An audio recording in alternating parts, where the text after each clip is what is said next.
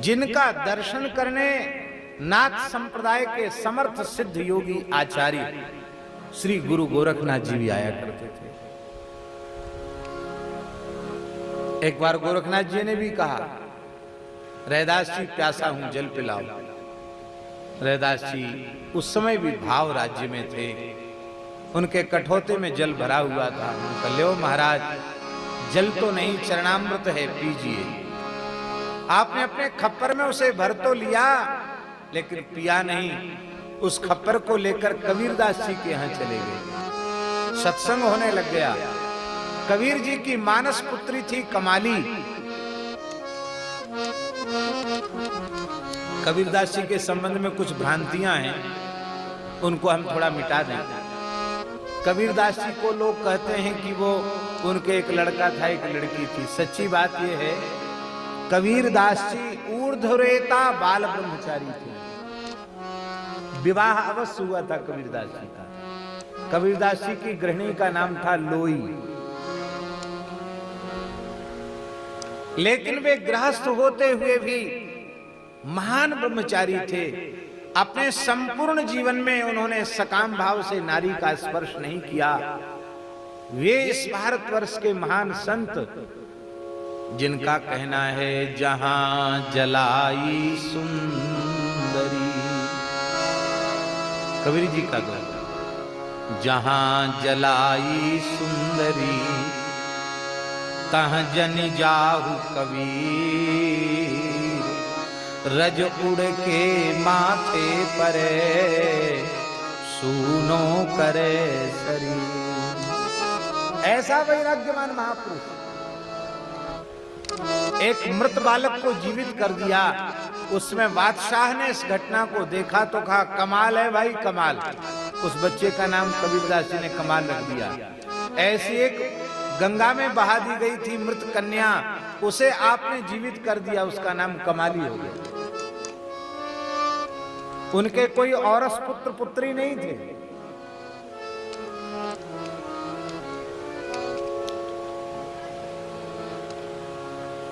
आप लोग कहेंगे कि ये गृहस्थ का नाटक ही क्यों किया? भाई देखो, ऐसा है कि जब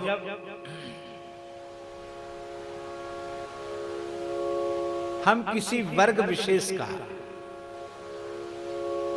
सुधार जब हम करना चाहते हैं,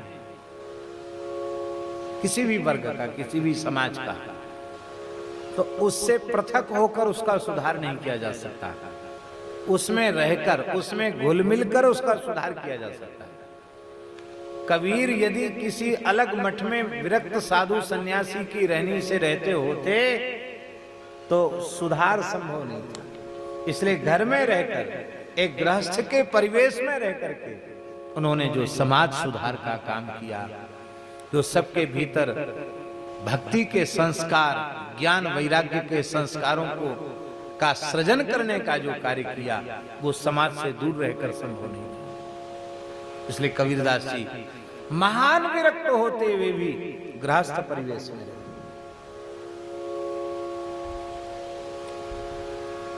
तो कमाली आई।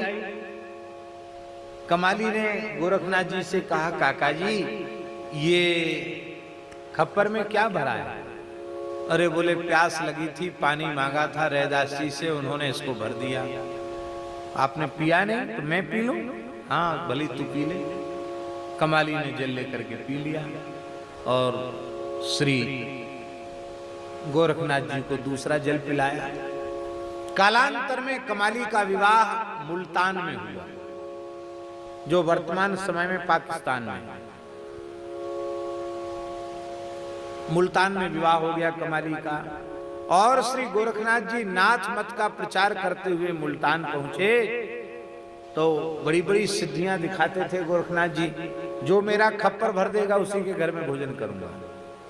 अब बड़े बड़े राजा लोग भी उनका खप्पर नहीं भर पाते। हजारों मन अन्न डाल दिया जाता बना हुआ, पर उनका खप्पर ऐसा सिद्ध खप्पर भरते ही नहीं। लोग नतमस्तक हो जाते।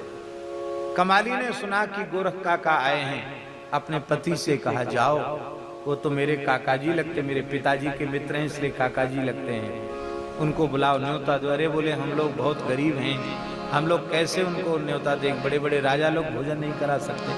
अरे बोले आप बुलाओ तो सही उनको, मैं उनको भोजन कराऊंगा।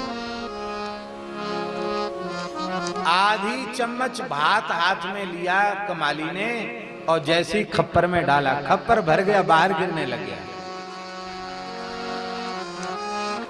गोरखनाथ जी ने देखा, चौंके, अरे मेरे जैसे महान सिद्धि की सिद्धि को एक क्षण में समाप्त कर देने वाली ये महान सिद्धा कौन है? बेटी तू कौन है? इतनी बड़ी सिद्धि तुझ में कहां से आई? काका जी आप मुझे पहचान नहीं रहे हैं, मैं कमाली हूं, कबीर की मानस पुत्री कमाली। अच्छा, तो ये कमाल तुमने कहां सीखा? ये मेरा कमाल नहीं है, ये तो जो रैदास जी के यहां से जल लेके आए थे उसी का कमाल था। जब से पिया है तब से मुझे सब कुछ प्राप्त हो गया जो एक महान सिद्ध को प्राप्त होता है। ओहो, गोरखनाथ जी प्रसाद पाके योग बल से अंतर्धान हुए और फिर काशी पहुंच गए। फिर खप्पर आगे किया रैदास जी के सामने, रैदास जी भोजन मुल्तान में करके आया हूं, प्यास लगी है, पानी पिलाओ। रैदास जी ने कहा, जब प्याते थे तब पिया नहीं, जब प्याते थे तब पिया नहीं, जिन पिया पिया को जान लिया,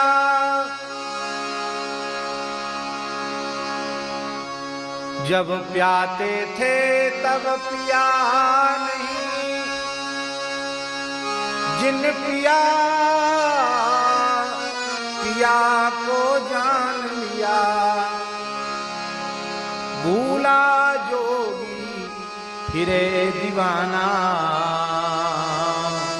वह पानी मुल्तान गया। जब पिलाते थे तब नहीं पिया, और जिसने पिया उसने प्रीतम को जान लिया।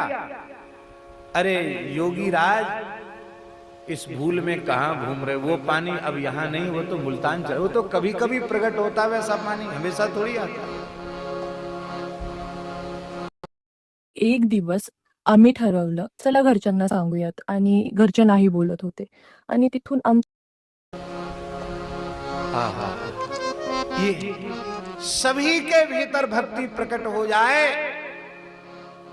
तो ये पारस्परिक द्वेष, घृणा और भेद का जो व्यवहार है वो समाप्त हो जाएगा, सबके भीतर प्रेम हो जाएगा, सबके भीतर सौहार्द हो जाएगा।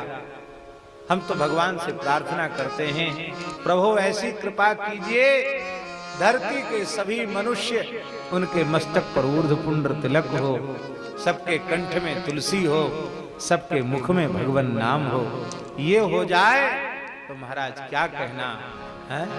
फिर हिंसा, द्वेष, घृणा, भेद ये सब के सब धरती से ही विदा हो जाए।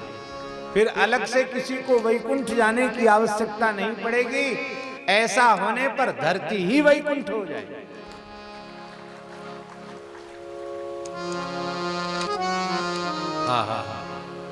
मैं अपनो मन हरिसों जोर्यो, हरिसों जोरी सवन सो तोर्यो, सबही प्रहर तुम्हारी आशा, मन क्रम वचन कहत रैदास। भाई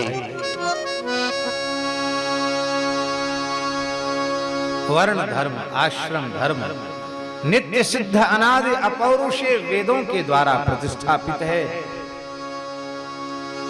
वो अपने मूल स्वरूप में सुरक्षित रहने ही चाहिए।